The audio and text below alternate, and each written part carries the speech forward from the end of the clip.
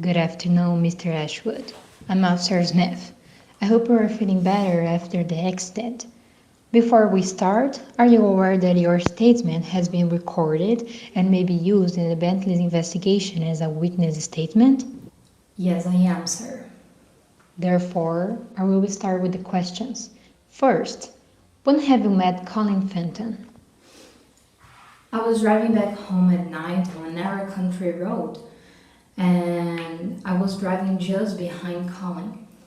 Well, I don't know, maybe because of the ice on the road and his high speed, but he lost control of the car and crashed it into a tree.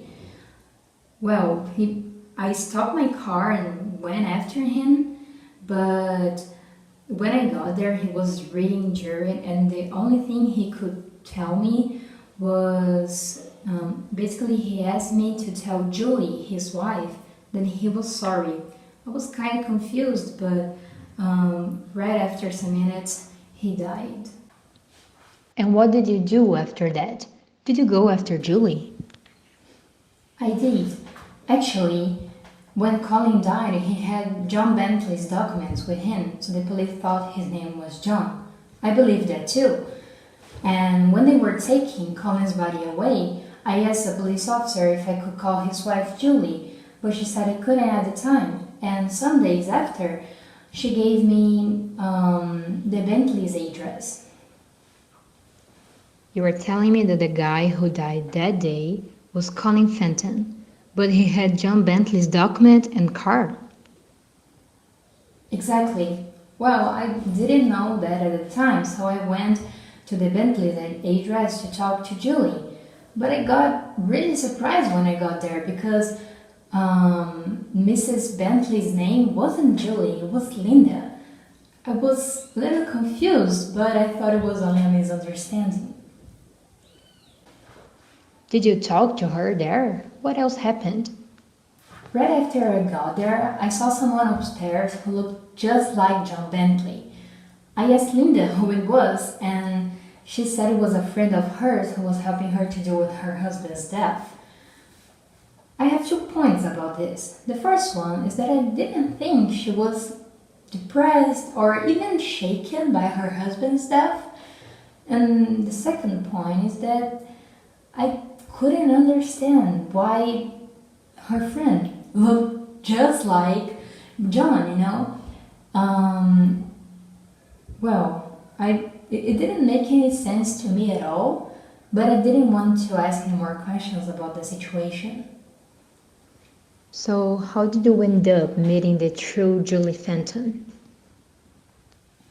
Sometime after I went to the Bentley's residence, I saw an announcement on the news about a missing person, and that was Colin Fenton.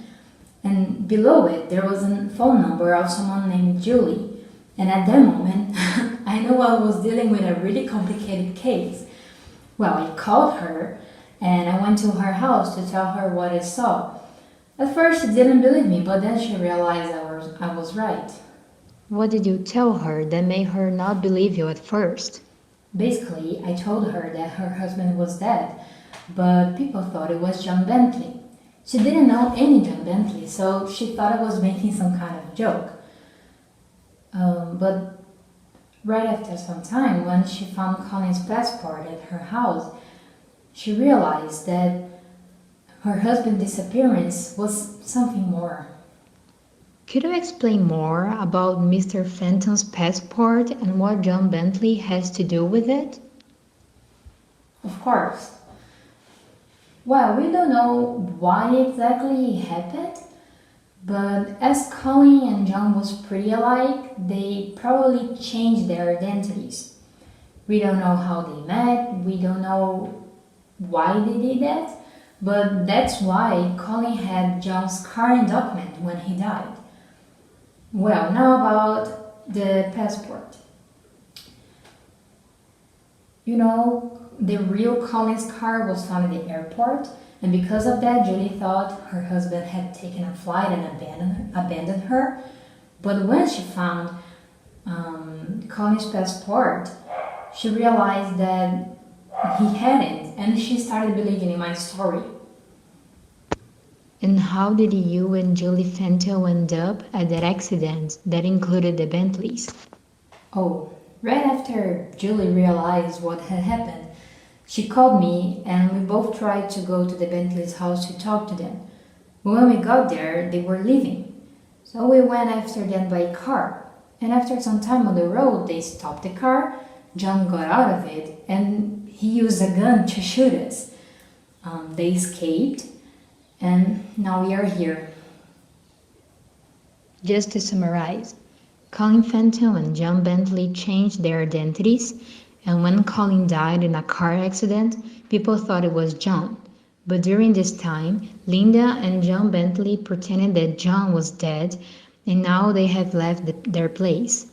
Besides that, Julie Fenton did not know anything about her husband's situation and his intentions. You're right, that's all we know. Thank you for giving your statement, Mr. Ashwood.